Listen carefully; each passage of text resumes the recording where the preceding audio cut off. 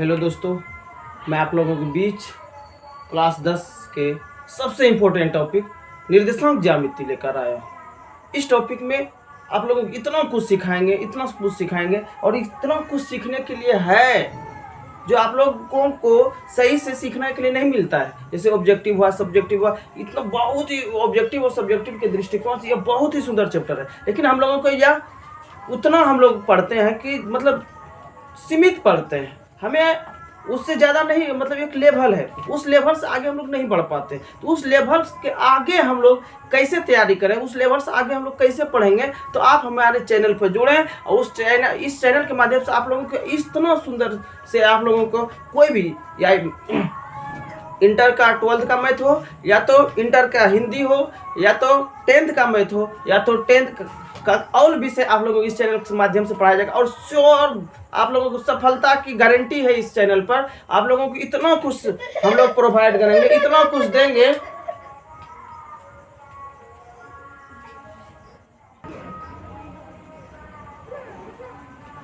Sorry, तो मैं आप लोगों को इतना कुछ देने वाला हूं कि आप लोग एकदम इत्मीनान से इस चैनल को सब्सक्राइब करें और हमें कमेंट करें आप लोगों के लिए हम कब लाइव हों, और आप लोगों के बीच लाइव होंगे तब और इतना सुंदर से आप लोगों को पढ़ाएंगे ताकि लगेगा कि कोई क्लास हो रहा है। और हम जिंदगी में ऐसा क्लास कभी नहीं सुने हैं, नहीं देखें, और इतना जानकारी हमें प्राप्त नहीं हुई। ऐसी अनुभूति न करा दें तो तब क्या। तो इसलिए आप लोग इतना सुंदर से, मतलब आप लोग इत्मीनान से रहें और इत्मीनान से पढ़ें, और अपने दोस्तों के पास यह लिंक को शेयर करें और सब्सक्राइब भी करें और लाइक भी करें, तब ना हमारा मनोबल बढ़ेगा और हम नया नया चीज़ लाकर और नया नया तरीका से आप लोगों को सवाल देंगे, सूत्र को साबित करेंगे और ऑब्जेक्टिव को भरमार लगा देंगे। और ऐसा नहीं तो हम लोग क्या करते हैं कि एग्जाम में जाते हैं तो देखते हैं रहता है हल्का, लेकिन हम उससे सॉल्व नहीं कर पाते। देखते हैं, पलटाते हैं और या तो बनाते हैं तो कुछ अलग ही बना देते हैं, मतलब सही तरीका से सही चीज़ नहीं बना पाते। जो सही उत्तर होता है उसको हम नहीं मतलब कर पाते हैं कि यही मेरा हम लोग सही उत्तर है। इसलिए विद्यार्थी क्या करता है, अब नहीं कुछ समय बचा है तो कुछ से कुछ रंग के चला आता है। तो हमें ऐसा नहीं करना। आपको गारंटी है, अगर हम इस चैनल पर बने रहिएगा तो आपको 100 में 100 नंबर दिलवाने की हमारी गारंटी है। कैसे दिलवाएंगे, तो आप सिर्फ करते रहिएगा और हम आपको दिशा निर्देश देते रहेंगे। आपका काम सिर्फ करना है, उसके बाद हमें कहिएगा कि नहीं आया कि नहीं आया। तो हम लोग निर्देशांक ज्यामिति को लेकर अपने बातों को ज़्यादा नहीं बढ़ाते हुए हम लोग निर्देशांक ज्यामिति को लेकर चलते हैं। तो देखते हैं निर्देशांक ज्यामिति। निर्देशांक ज्यामिति में होता है एक्स अक्ष और वाई अक्ष, एक्स अक्ष और वाई अक्ष।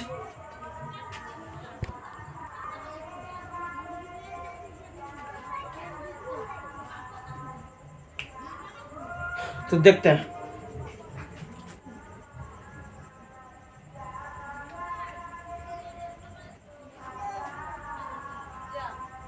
यह कौन सा अक्ष है, एक्स अक्ष, और इधर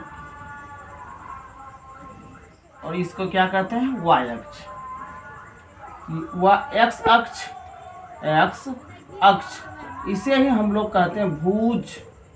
एक्स अक्ष को क्या कहते हैं, भुज। यह क्या है, एक्स डैश अक्ष। ये क्या है, वाई अक्ष, इसे हम लोग कहते हैं कोटि। ये क्या है, वाई डैश अक्ष। तो देखिएगा हम लोग ऑब्जेक्टिव कैसे पूछता है, हम कहता है कि एक्स निर्देशांक को क्या कहते हैं, तो एक्स निर्देशांक को क्या कहते हैं, भुज कहते हैं। वाई निर्देशांक को क्या कहते हैं, कोटि कहते हैं। ऑब्जेक्टिव ऐसे आता है, एक्स निर्देशांक को क्या कहते हैं, तो हम लोग कहेंगे एक्स निर्देशांक को क्या कहते हैं, भुज कहते हैं, और वाई निर्देशांक को क्या कहते हैं, कोटि कहते हैं। तो इसमें अगर एक्स अक्ष और वाई अक्ष, देखिएगा एक्स अक्ष हुआ और यह क्या है, वाई अक्ष, जिस बिंदु पर कटता है, जिस बिंदु पर कटता है उसे हम लोग कहते हैं मूल बिंदु। मूल बिंदु, जिस बिंदु पर कटता है उस बिंदु को कहते हैं मूल बिंदु, और इसे ओ से सूचित करते हैं, नहीं तो इसको 0 0 कहते हैं। मतलब x का भी वैल्यू 0 और इस जगह y का भी वैल्यू 0, x का भी वैल्यू 0 और y का भी वैल्यू 0। तो हम लोग क्या करेंगे, जैसे हम लोग x है तो हम क्या करते हैं, 2 मान बैठा 3 4, सपोज एक बैठा देते हैं, -1 -2 -3 ऐसे ही बैठा दिए, 1 2 3 -1 -2 -3।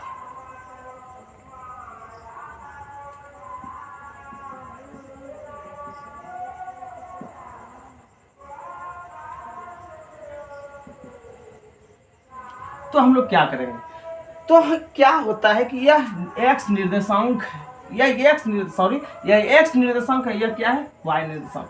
x निर्देशांक हम लोग क्या कहते हैं, भुजी, एक प्रकार, एक बार फिर x निर्देशांक को कहते हैं भुज और y निर्देशांक को क्या कहते हैं, कोटि। तो सवाल यह आता है, देखिए सवाल कैसे उल्टा के पूछता है, सवाल पूछता है कि x निर्देशांक से दूरी, x निर्देशांक से दूरी क्या कहलाता है, x निर्देशांक से दूरी क्या कहलाता है। तो x निर्देशांक से यह x निर्देशांक, इसको यदि 1 2 3 किसी भी जगह से ले तो यह दूरी, जैसे मान ले 3 और 3 लेते हैं, इधर से 3 और इधर से 3, इधर तो x निर्देशांक, तो यह दूरी x निर्देशांक की दूरी हुई और यह दूरी x निर्देशांक की दूरी, और क्या है y निर्देशांक की दूरी, y निर्देशांक की दूरी, यानी x निर्देशांक की दूरी है और यह क्या है y निर्देशांक की दूरी। अब बताइए कि x निर्देशांक की दूरी किसको देता है, तो किसको देता है, y अक्ष को देता है। आप देख रहे हैं y अक्ष ऊपर है, इसलिए x अक्ष से हम लोग जो नापते हैं, x अक्ष से हम नापते हैं, तो क्या नापते हैं, y अक्ष को नापते हैं। x अक्ष से किसको नापते हैं, y अक्ष को, और y निर्देशांक की दूरी किसे देता है, x अक्ष को देता है। x निर्देशांक की दूरी y अक्ष को और y निर्देशांक की दूरी x अक्ष को। एकदम याद रखिएगा, निश्चित है एक सवाल निश्चित ऑब्जेक्टिव आना ही आना। इससे ये पूछेगा x निर्देशांक की दूरी तो क्या कहलाती है, तो y कहलाती है, या तो ऐसे भी पूछेगा x निर्देशांक की दूरी क्या कहलाती है, कोटि कहलाती है, और y निर्देशांक की दूरी क्या कहलाती है, भुज कहलाती है। इस प्रकार भी सवाल देता है उल्टा उल्टा के, एकदम इस चीज को ध्यान देना है। x निर्देशांक की दूरी y अक्ष होती है और y निर्देशांक की दूरी क्या होती है, x अक्ष होती है, समझे। तो इस प्रकार हम लोग इसको याद करना है, ठीक है। अब आगे बढ़ते हैं थोड़ा सा।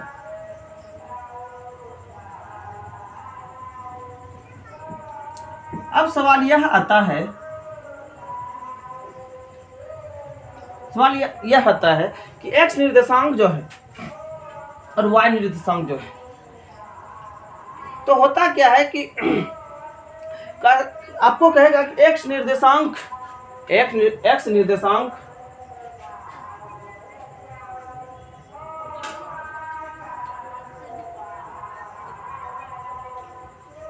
सवाल ऐसे रहेगा, x निर्देशांक पर किसी बिंदु, x अक्ष पर किसी बिंदु का निर्देशांक क्या होगा।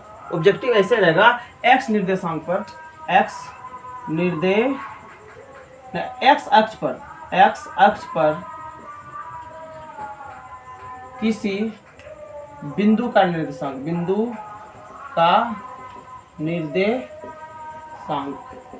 क्या है, ऐसे पूछ देगा कि x अक्ष पर किसी बिंदु का निर्देशांक क्या है। तो याद रखिएगा x का वैल्यू क्या होता है, x अक्ष पर x का वैल्यू कुछ रहेगा, चाहे 0 रहे या तो 1 रहे या तो 2 रहे, उससे कोई मतलब नहीं, या तो 0 1 2 3 4 5 उससे कोई मतलब नहीं। x अक्ष पर किसी भी बिंदु का दूरी x हुआ और y x अक्ष पर हम लोग चलेंगे, यही जैसे देखिए x अक्ष पर चलेंगे, कोई भी बिंदु हो गया, या तो 1 2 3 4 5 6 कुछ भी हो, लेकिन इसी अक्ष पर बताइए y का वैल्यू क्या होगा, क्योंकि यहाँ मूल बिंदु होता है 0 और 0, मतलब x का भी वैल्यू 0 और y का वैल्यू भी 0। तो हम लोग क्या करेंगे, या x भी वैल्यू 0, अगर x के इस साइड जाएंगे तो x का कुछ वैल्यू होगा, लेकिन y का मान क्या होगा 0। अगर x के इस डैश के साइड भी जाएंगे तो x का कुछ वैल्यू होगा, लेकिन y का मान क्या हो जाएगा 0। परंतु y के ओर जाएंगे, y के साइड में जाएंगे तो आप ही बताइए y का वैल्यू या इस जगह क्या है 0। तो अगर ऊपर जाएंगे तो इस 0 नहीं जाएगा, लेकिन y का वैल्यू, x का वैल्यू क्या हो जाएगा 0, लेकिन y का वैल्यू कुछ होगा 1 2 3 4 कुछ भी होगा, लेकिन x का वैल्यू आपका क्या हो जाएगा 0। इसीलिए आप लोग इस चीज को ध्यान करिएगा, एकदम बिल्कुल ध्यान दीजिएगा। तो क्या है क्वेश्चन, एक्स अक्ष पर किसी बिंदु का निर्देशांक क्या है? तो एक्स अक्ष पर किसी बिंदु का निर्देशांक होता है, एक्स तो होता ही है, लेकिन वाई का मान क्या हो जाएगा? 0। y का मान क्या हो जाएगा? 0। तो इसका मतलब क्या हो गया? x और 0। क्यों? क्योंकि x निर्देशांक पर यह बिंदु x और y एक ही जगह कटती है, तो यह एक ही जगह कटती है, तो दोनों का बिंदु क्या होगा? 0। तो x अगर इधर की मतलब x अक्ष पर किधर हो भी जाएगा, यहाँ से लेकर यहाँ तक कोई भी बिंदु अगर लेगा तो इस पर क्या जो y अक्ष का मान 0, और लेकिन y अक्ष पर कोई बिंदु जाएगा तो y का मान कुछ होगा, लेकिन x का वैल्यू क्या हो जाएगा?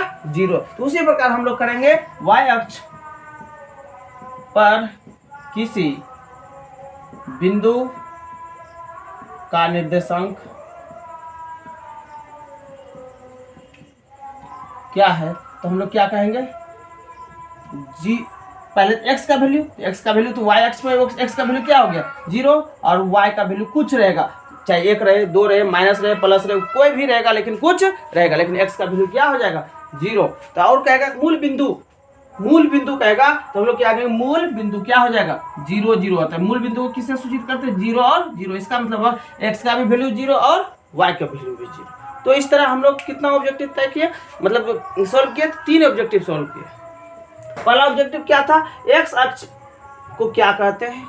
भुज कहते हैं। y अक्ष को क्या कहते हैं? कोटि कहते हैं। और दोनों किस अक्ष पे करता है? तो मूल x अक्ष y अक्ष जिस बिंदु पर करता है उसे हम लोग क्या कहते हैं? मूल बिंदु, जिसे हम लोग क्या करते हैं? 0 0 से सूचित करते हैं। और x निर्देशांक से किसी बिंदु की दूरी, x निर्देशांक की किसी बिंदु की दूरी y अक्ष या कोटि कहलाती है, ये और y निर्देशांक से किसी बिंदु की दूरी, x अक्ष या भुज कहलाती है। यह सवाल हो गया। अब हम लोग आगे बढ़ते हैं।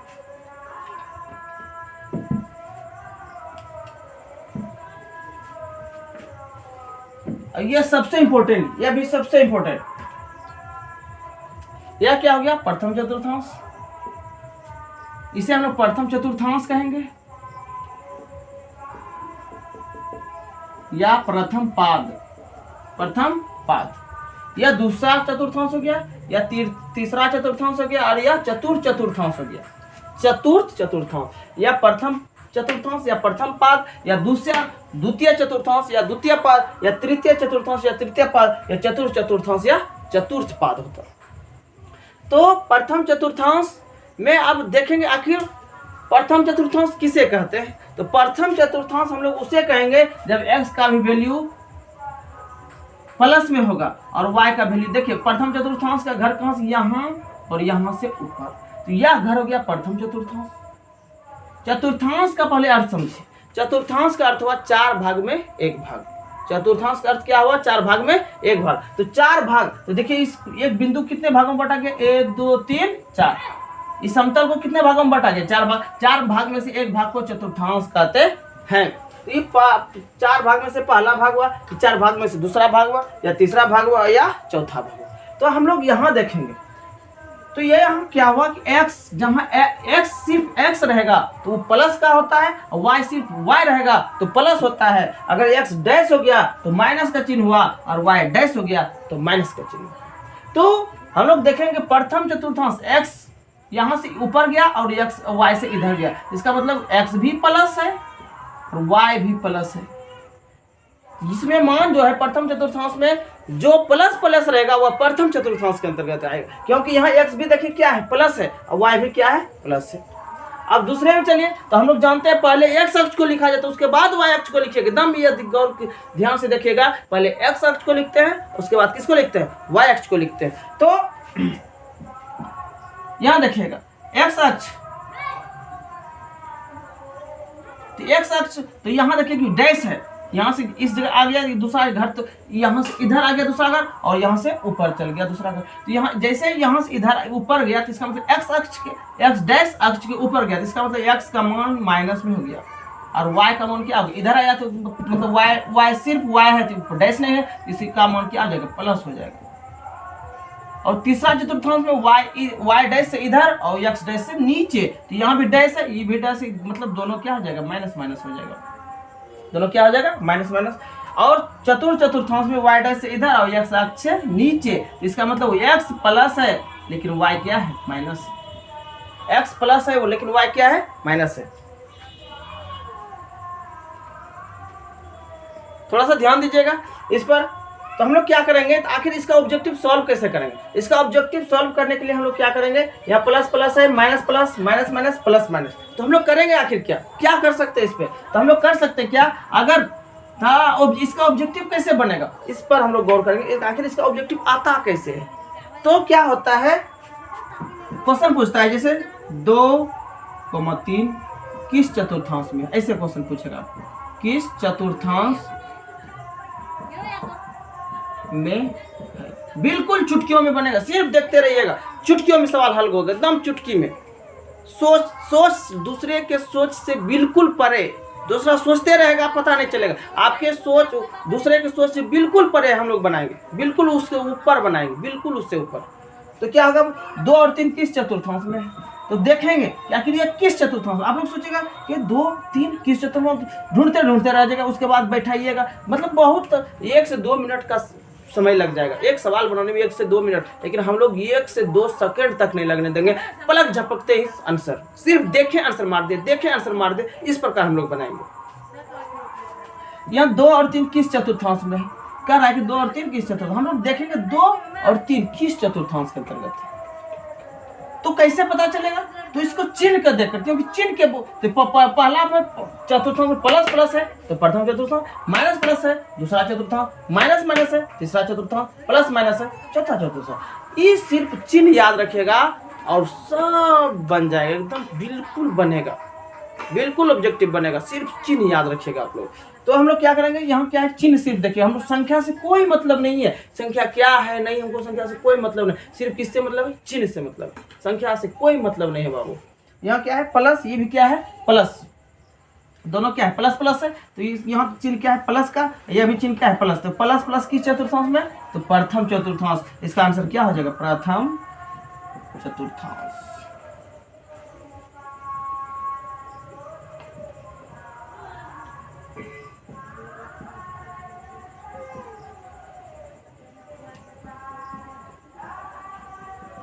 प्रथम चतुर्थांश क्या आंसर आएगा, प्रथम चतुर्थांश। अगर आप लोगों को दे दिया 3 - 4 किस चतुर्थांश में, आप लोग क्या जवाब दीजिएगा, आप अपने खुद दीजिए जवाब, किस चतुर्थांश में। तो यहाँ क्या हो गया, आगे में क्या है प्लस और माइनस, आप ही बताइए प्लस माइनस किस चतुर्थांश में, प्लस और माइनस बताइए कौन सा चतुर्थांश है, चतुर्थ चतुर्थांश है कि नहीं। उसी प्रकार आप लोगों को बता दिया जाएगा 5 - 5 - 4 किस चतुर्थांश में, किस चतुर्थांश में, क्या आ जाएगा, यह भी माइनस यह भी माइनस, किस चतुर्थांश माइनस माइनस, मतलब कौन सा चतुर्थांश, तृतीय चतुर्थांश।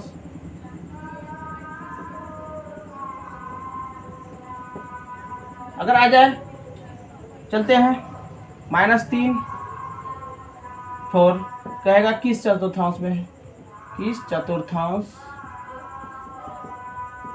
में, क्या आ जाएगा माइनस प्लस, बताइए आप लोग किस चतुर्थांश में, तो द्वितीय चतुर्थांश। देखिए माइनस प्लस किसमें है, द्वितीय चतुर्थांश।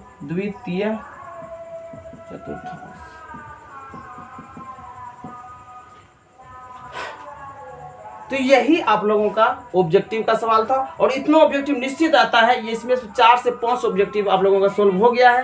तो आप लोग हमारे चैनल पर बने रहें, और जितना ज़्यादा हो तो अपने दोस्तों के बीच चैनल को आगे बढ़ाएं, और शेयर अपने इस चैनल के लिंक को आगे बढ़ाएं, और उस दोस्त से शेयर करवाएं, और अपना भी शेयर करें, क्योंकि यह उसमें सभी का फायदा होने वाला है। इसलिए इस चीज़ से आप लोग किसी से मुंह मत मोड़िए, और जितना ज़्यादा हो आप लोग अपने दोस्तों के बीच शेयर कीजिए, लाइक कीजिए, सब्सक्राइब कीजिए, और इस चैनल को आगे बढ़ाइए, ताकि आप लोगों के बीच मैं अब ये पहला क्लास था, अब डेली आप लोगों के बीच एक नया निर्देशांक ज्यामिति से शुरू, मैंने अपना अध्याय को शुरू किया है निर्देशांक ज्यामिति, तो यहाँ से शुरू किया है। तो कल आप लोगों को दूरी का सूत्र कैसे बनता है उसको निकाल के दिखाएंगे। उसके बाद हम लोग चैप्टर को चालू करेंगे और धीरे धीरे उसी प्रकार एनसीईआरटी की पूरी मैथ को खत्म करेंगे। आप लोग अगर कहिएगा कमेंट सेक्शन में, अगर कहिएगा कि कैसी सिन्हा के सर हम लोग को सोल्व करवाइए, तो हम लोग सभी चीज़ का सोल्व करवाएंगे। उसके बाद ऑब्जेक्टिव करवाएंगे, उसके बाद क्वेश्चन बैंक सभी चीज़ को क्वेश्चन करवाएंगे, उसके बाद फिजिक्स का टोटल चीज़ पढ़ा देंगे। आप लोगों को थोड़ा सा भी कठिनाई होने नहीं देंगे, यह मेरा दावा है। बशर्ते आप लोग इस चैनल पर बने रहें और जितना आप ज़्यादा से ज़्यादा हो इस चैनल का परिवार बनाइए, आप लोगों के लिए बेहतर है। इसलिए इसी शब्दों के साथ आप लोगों को अब मैं विदा लेना चाहता हूँ। जय हिंद, जय भारत।